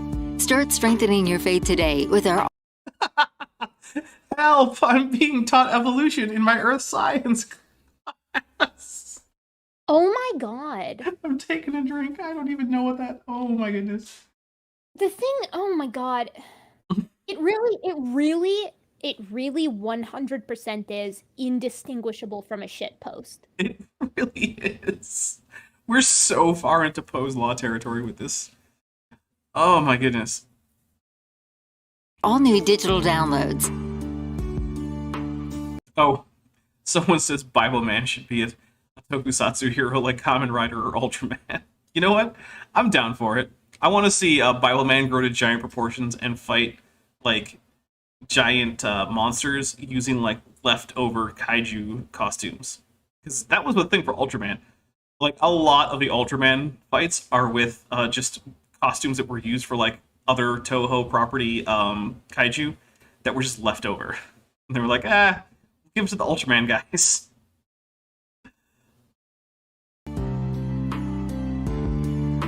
Available at the Creation Store, creationstore.org. You're watching Battleship Apologetics here on Creation Today. Thanks. In 2011, Paul, my brother-in-law, and myself got to go on a trip to Peru, and it was really the trip of a lifetime. Peru is famous for a lot of things. For example, Machu Picchu, which is absolutely beautiful. It's an incredible place to visit, and it's stunning to think that a civilization 1,000 years ago was able to build a place like this up at the tops of the mountains. I will drink for Erik being correct. Actually, for two things. I'm gonna drink for the the subtext of that, which feels very ancient aliens, brown people dumb to me. Well, okay, here's the thing though. He's saying that they did it themselves, not that they had to have help from aliens. That is true. So in the same breath, though, it does also feel a little bit like, wow, how on earth could they have done this? I'm gonna give him the benefit of the doubt until he makes an that's fair. actually. Listen, I'm being combative for no reason. I mean, yeah, but the two things I'm taking a drink for is one, Peru is famous for things like Machu Picchu. I agree. And two, it is impressive. So those are the two things I'm drinking for. That's two drinks that I'm making for that. Here we go, Erik. Please don't be racist. Fingers crossed. Another thing you see in Peru is stone structures that they built, and we've got no idea how they built these. The rocks are huge, and the quarry for these rocks is sometimes miles away. And now I have to drink for him being dumb. Okay. Do you want to take this one, Dapper, or you want me to? I'll say a little bit, and then you toss in whatever I missed. So, all right. It's not the case that we don't know how they did this.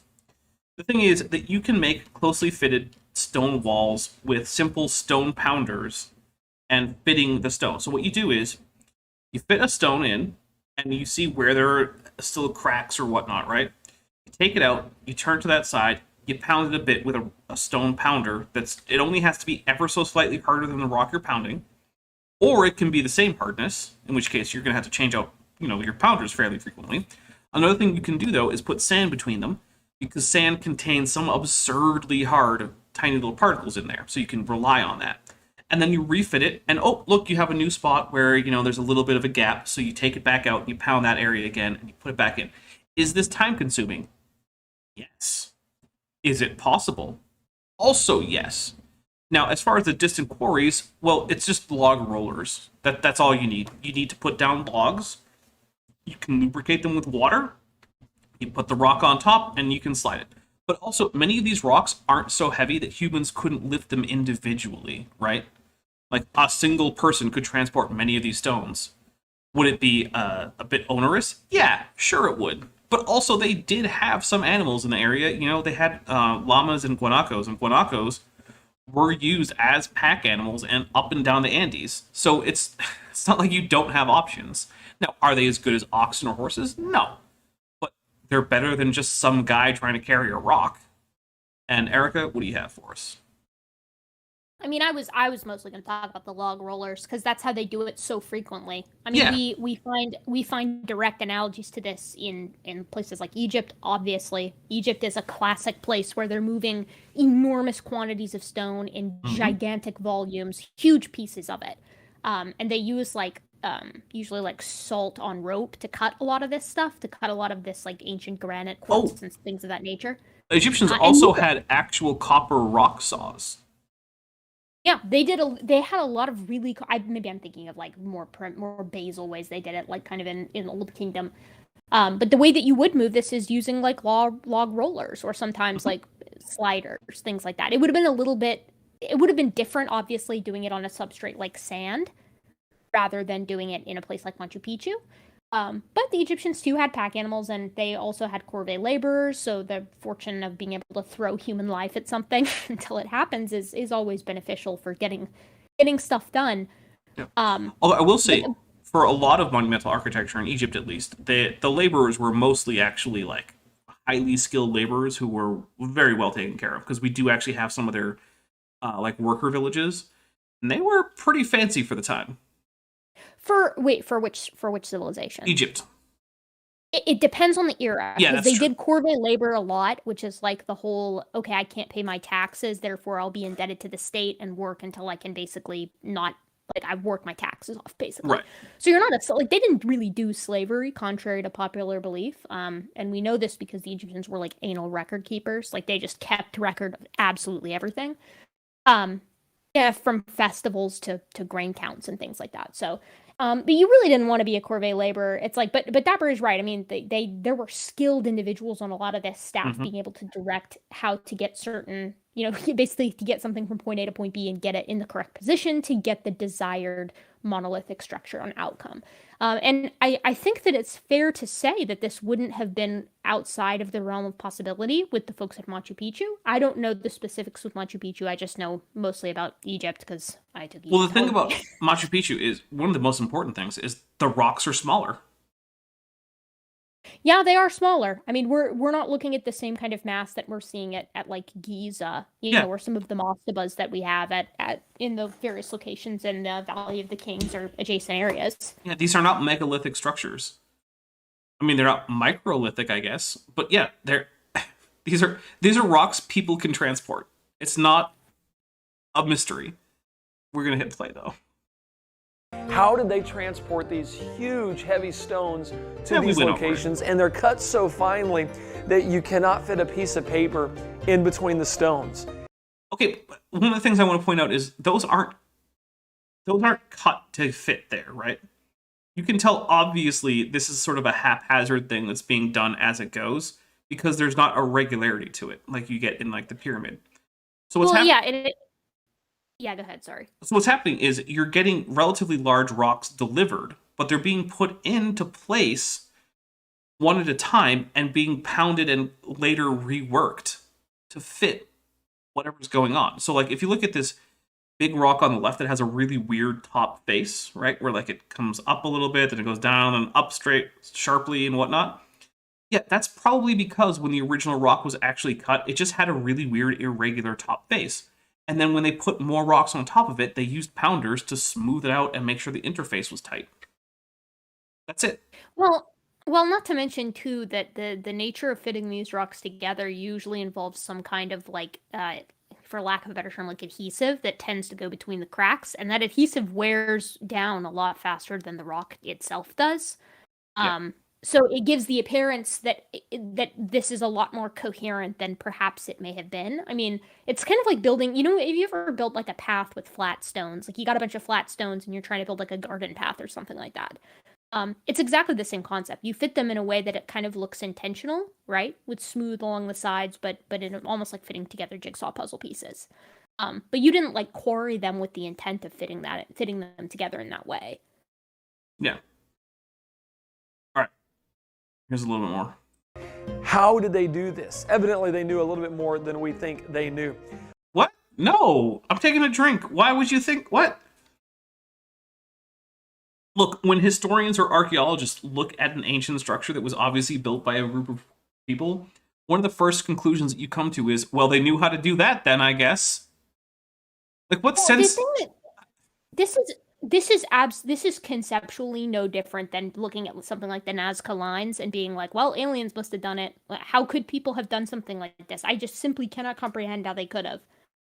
And then it's like, okay, first of all, that in and of itself doesn't mean aliens or, there's any kind of supernatural influence for that matter. But also it's like, that kind of throws away the joy of the discovery on that, because it's like we did discover how the Nazca lines were made. One, through things like record keeping, but two, through things like there are just a ton of high vantage points anywhere you find the Nazca lines. I'm going to point out, I don't think there was record keeping because the people in the area were pre-literate.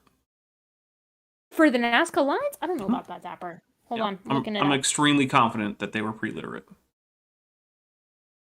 Keep going while I... Okay.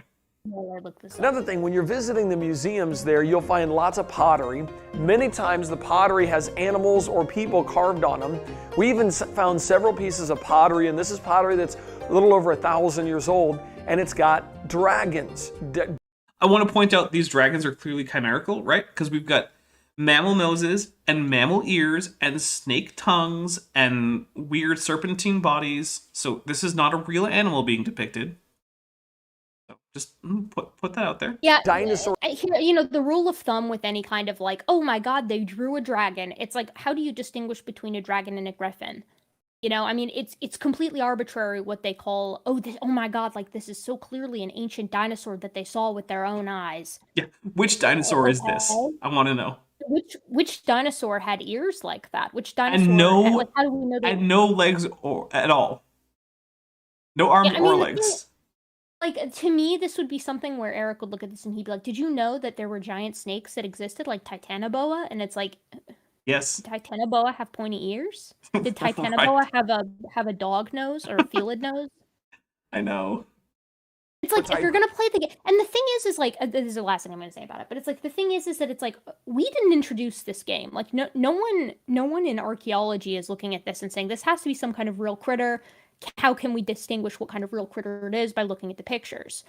That would be like looking at a cartoon of like from Calvin and Hobbes or something like that, and having a future alien paleontologist or something be like, oh my god, they must have seen this. It's like it has absolutely no conception of art or of human intelligence, or like the purpose of art in the first place. I know.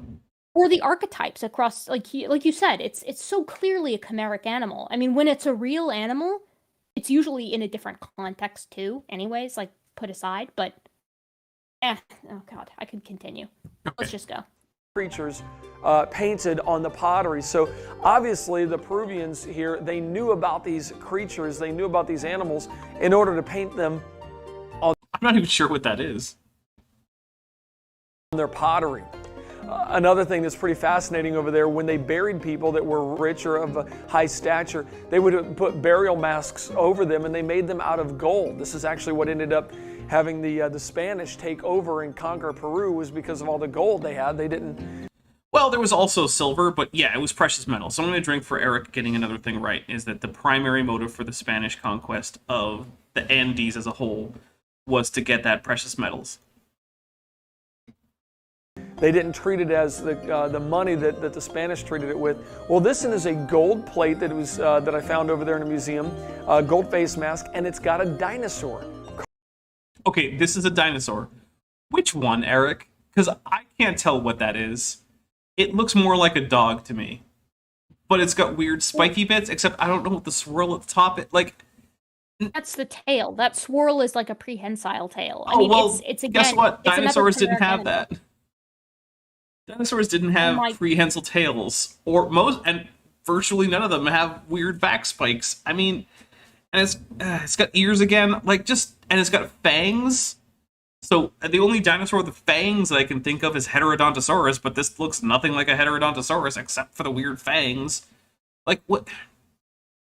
Look, if you want to take your claims of dinosaur art from, like, you know, before the discovery of dinosaurs in the modern era, if you want people to take that seriously, you have to make an actual argument as to what dinosaur you think this is, or at least what group of dinosaurs, right? Like, is it Heterodontosaur? Is it an ornithopod? Is it a marginocephalian? Is it, a Carcharodontosaur? Is it a Allosauriid?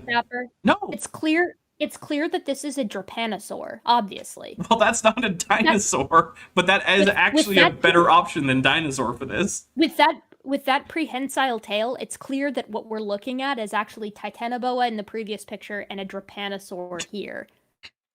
Obviously. Drepanosaurs, by the way, everybody, are really cool, but they're not dinosaurs.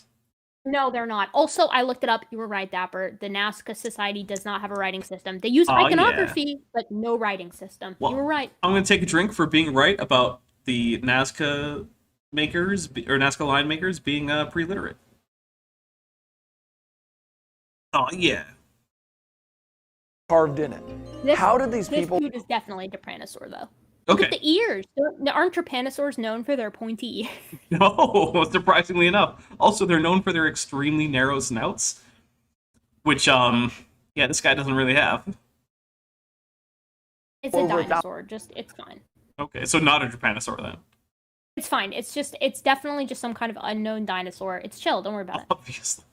1,000 years ago, know what a dinosaur looked like. I mean, based on this, Eric, they didn't. Because this looks nothing like a... I can't. I don't even know how to deal with this. I'm taking a drink. That's the only way I know. I'm going to take a drink. That's how I deal with it. Well, this logic is so, like, internally inconsistent. It's like, okay, cool. All right. So whatever ancient people drew or sculpted, they must have seen it. Okay, cool. All right. So then in that case, right, then we're looking at shapeshifter deities, trickster gods, elementals, like animal-human hybrids, pretty much the entire work. Obviously. Of any kind of mythos ever depicted, and everything within that mythos is just existed. How could they draw it if they didn't see it? Right. All right, here we go. I think they actually saw these creatures still alive. I think that's what's going on. I know you think we that, also Eric. find over there mummies that are buried in the desert. Now, this is one of the driest deserts in the world. And so even soft tissue... Oh, wait, he is right. The Atacama Desert is amongst the driest deserts. And the oldest deserts in the world, by the way. It's probably been a desert for, like, 40 million plus years. So we'll take a drink. I don't talk about the Atacama Desert without bringing up the Atacama fetus, which crazy people, propose as an alien fetus. It's just a human fetus. Yeah, I was going to say, isn't it just... genetic deformity. Yeah. Which probably explains why it died as a fetus. Weird. Like skin and fingernails are preserved in these mummies, and this is fascinating because you can actually go there to museums, see the fingernails and the skin still on these people. Dude, what is this tangent? I don't know. Mummies exist. Good job, Eric. I mean, We're talking about Machu Picchu. He just wanted to brag about his trip to Machu Picchu. Are you serious? Well, hey, I'll take a drink. There are, in fact, Peruvian mummies that still have skin and fingernails. That's true. Take a drink. No, I refuse to drink to Eric's fun trip to Machu Picchu. That he's literally got like a captive audience here, forcing us to look at all the fun shit that he did when he went to Machu Picchu. Awesome. Buried somewhere between 800 and 1200 years ago. Right alongside these mummies, they find Ica stones. Oh my God! Ica stones! Drink for Ica stones! Oh my goodness. No, drink because we didn't see this coming. This was so obvious, and neither of us called it out. Oh, chat saw it coming. Clear. Did chat see it coming? Chat saw it coming. Oh, chat saw it coming. Did we get Ica stones in the side chat? Oh, we did. How did we not see that? We have no excuse. Look, chat is awesome. You might not stand furries, but you should stand chat. No, of course I would stand chat. Obviously, of course I stand chat. I stand chat every day that I'm alive with every breath that I take. I can't believe I didn't see this coming. This was such a clear trajectory. Like, obviously, we've got to tie it into dinosaurs. What's the only nonsense hoax that comes out of Peru, dinosaur-wise? I mean, of course, it's the Icostone and the Icostones. Unless we were going to do the Amazon cave wall dinosaur. That one would have been another one that they could have gone for. We have a $5 US super chat from Stupid Hoard Energy, who apparently has changed her name back from Raw Nakedness. So welcome back to the old moniker. But I missed Stupid Hoard Energy. I really did. I liked Raw Nakedness, but it didn't quite make James squirm the way that Stupid Hoard Energy did. Well, later in more recent stuff, he's been less squirmy about that name, but it was funny in the very early modern day debate period to see him just get so red-faced about that name. But anyway, Stupid Hoard Energy first. Stupid Hoard Energy says, if birds evolved from dinos, why is there still Dapper Dino? And that is a great question. Evo cards debunked. Yeah. Get wrecked. Evolution. Dude, Zach Brannigan coming in with the choice take. Nephilim Free denied claiming the Icostones were real today. Oh my goodness. I'm so blown away by that statement. How on earth could Nephilim Free surprise us in such a way? How utterly unpredictable of him. Is Nephilim Free just a distillation of the subreddit self-aware-wolves that's been turned somehow into a sapient being who can operate a computer? I mean, possibly. Only if that computer was initially built to run on paper, because he has to, as everyone knows, Nephilim Free has to continuously consume paper at least once daily in order to continue metabolic function. All right, let's see what Erik has to say about the Icostones. It's going to be stupid. I can already tell. Of course I'm it out is. of drink, so this is going to be great. I'm really excited to do this like with no drinking for a second, because that's going to be so dangerous. Good luck. There have been more than 50,000 of these stones discovered, and these stones depict man and dinosaurs. It's at the Yeah, because they're modern fakes, Erik. Admittedly modern fakes. And the thing is, they don't depict dinosaurs as they actually looked.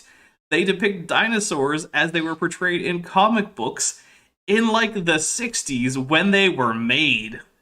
And we know that. When they were found. Right. We know that because the guy who made them came forward and was like, yeah, I based them on comic books. Here's the comic books. And then you compare them and you're like, yep, you based them on those comic books because that is not how those animals actually looked, like at all. I mean, it's really hard. It's really hard to really express just how much of a massive fake the Icostones are. Like, and well known too. That's the thing. I mean, like, you go, I feel like, I can't guarantee this because I haven't looked at it in a while, and I'm sure they update it, but I feel like the Icostones would be something that would pop up on AIG's arguments not to use. Because it's such an easily debunkable, embarrassing take to have. Yeah, it's the worst. And the thing is, normally, Erik isn't as bad as his dad in terms of arguments that, like, just no creationist should be using, even according to most creationists. But on this one, I don't know why, he just buys right into it. Dude, oh god, I can't. It's just like any type of vague, like, graspable point that they can take for, like, the dinosaurs exist thing. I mean, like, the other classics, of course, are like the Mokele Mbembe living in the Congo, you know? And they go and there's this amazing video out there where they go out there and they're showing the natives pictures of dinosaurs, and they're like, does it look like this one? And they're showing, like, a stegosaur, and they'll be like, yeah. And they're like, or does it look like this one? And then they show, like, a sauropod, and they're like, yeah. And they're like, oh my god. There's clearly dinosaurs here. It's like, sir, this is an Arby's. Like, you need to relax for a second. That is not anything close to confirmation for what you're looking for. Like, it is so far from the like, they may as well, I can't speak. They may as well have just been like, nah, dude, look, no. No, obviously. Obviously, there are no dinosaurs here. But you know what? I would actually be supremely thrilled to find Omukele Mbembe still living, some kind of sauropod. That would be awesome. So by all means, continue the search. I couldn't express how happy I would be if some non-avian dinosaurs were still in existence. All right, we're going to let this go a little bit more, and we're going to wrap up pretty soon. All right. The Cabrera Museum that you'll find a lot of these. Now, some people have said that this is just a hoax, but we... Yeah, almost everyone.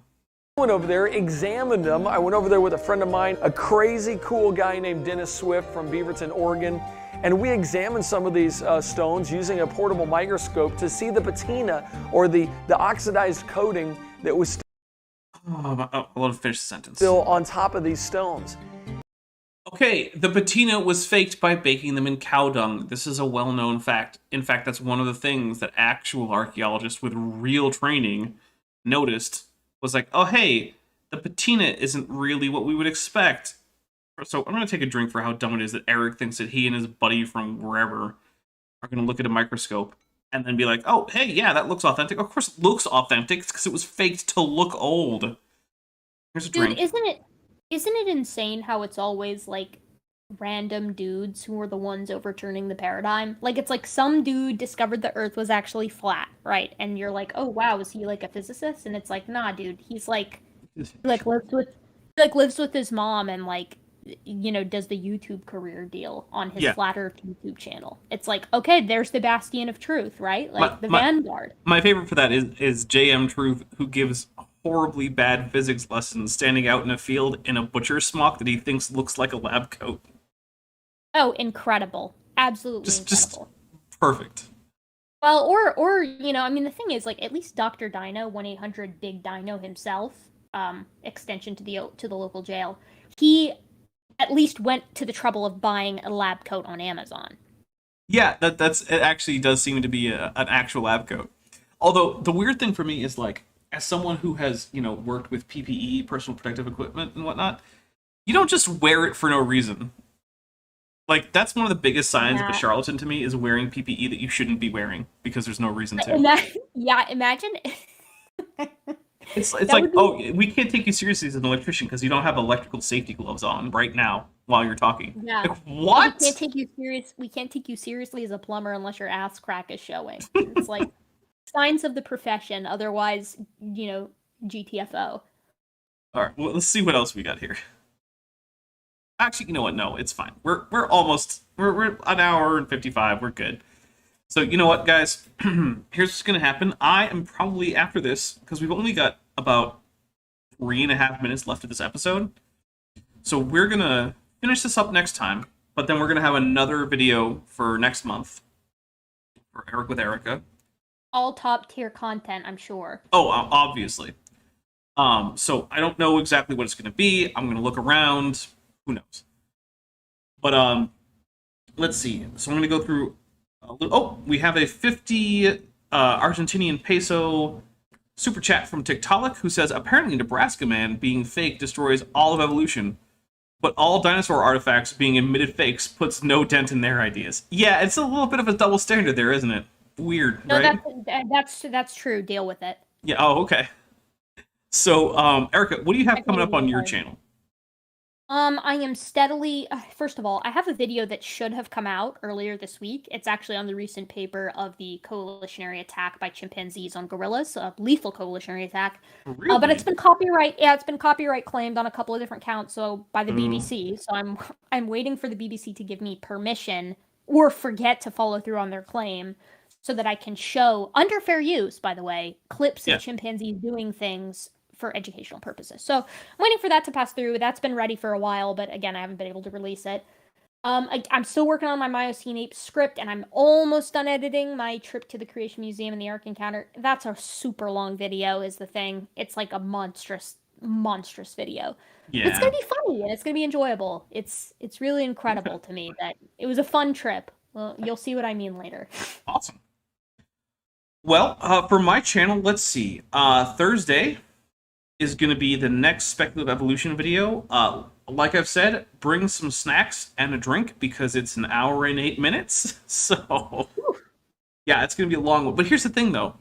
The views on those were kind of slumping, and then the last one, which was an hour and like 4 seconds, had a spike in views. So maybe people just want long form content. I mean, if that's what people want, okay, sure. Dude, for whatever reason, a lot of my long videos get more views than my shorter videos. Well, I don't know why. I really don't. It doesn't make any sense. So I think part of what it might be is that our audiences, where there's a lot of overlap, of course, they're the kind of people who want to sit down and listen and learn a whole bunch, and they have that that desire to learn about some new finding in science or some long form takedown of a stupid idea, and they're the kind of person who wants to actually just.